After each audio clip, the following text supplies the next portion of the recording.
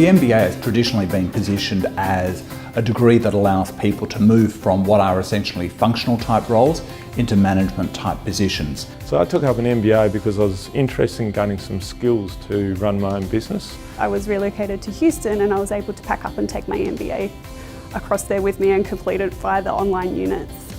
I wanted to improve my credibility around the executive table. I've managed to work my way up into a number of different levels of responsibility. And so what we tend to find is that people often without a business background will come into the MBA, they'll get that business acumen, and then they'll use that to position themselves as a way to move up the organisational hierarchy, hopefully into very senior management positions.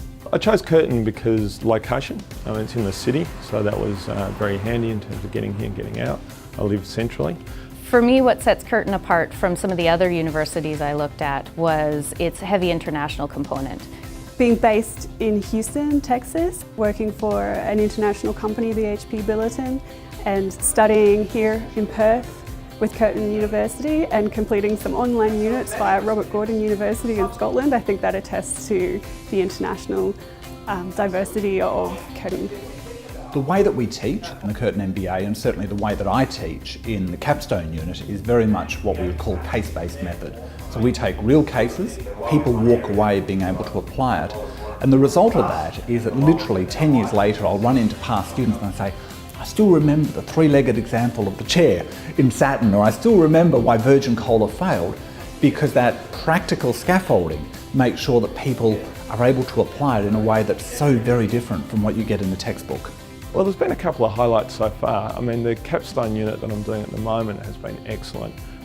Very well presented. You're coming together as a large group.